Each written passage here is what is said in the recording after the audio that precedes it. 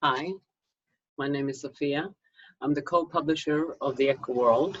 This video is the first in a series that my co-publisher Michael and I have decided to call the Echo World Magical Extra. It will be a little of this and that, things we can't get into the magazine, things that we want to flaunt from the magazine, and we will post it on Wednesdays, probably afternoon. We'll see about that. We'll take it as we go.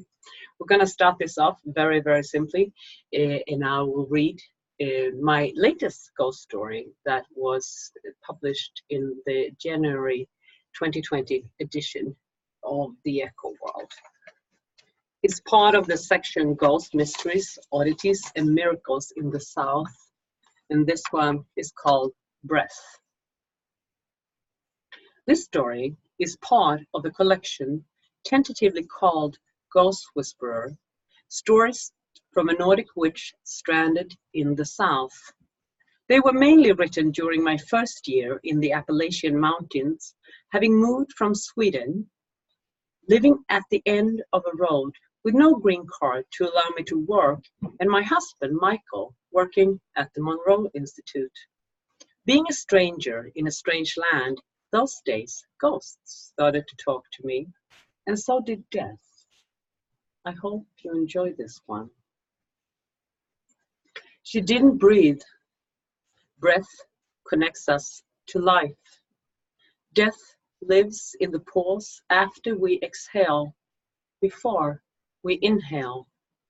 Seldom had I thought of how I listen to the sound of other people breathing, or how I was used to the slight rhythmic movement of a chest that rises and falls. Death's chest was perfectly still as she sat beside me on the porch, perfectly still and perfectly shaped. In a tight-fitting black vest over a long-sleeved shirt, cuffs almost covering her slender hands. Her face was again painted as a Mexican death skull, making me curiously proud, as if I had influenced her fashion sense of the season. This day, her hair was white, hanging straight over her back, decorated with tiny, delicate pink flowers. Wide coal-colored skirts and Victorian leather boots concluded her fashion statement, one leg resting casually over the other. Her appearance made me smile. "You're in a good mood," said Death. "Put me in a good mood," I answered. "I'm not used to hearing that," she said, and smiled beautifully. I wanted to ask her about the near-death stories that poured out from kitchen table conversation and internet sites that were painstakingly collected in book after book, always the same. Bright light, welcoming troops of families and friends, beings of elevated knowledge and endless kindness. "No one, I take, ever comes back," said Death. "So are the stories a lie then?" I asked.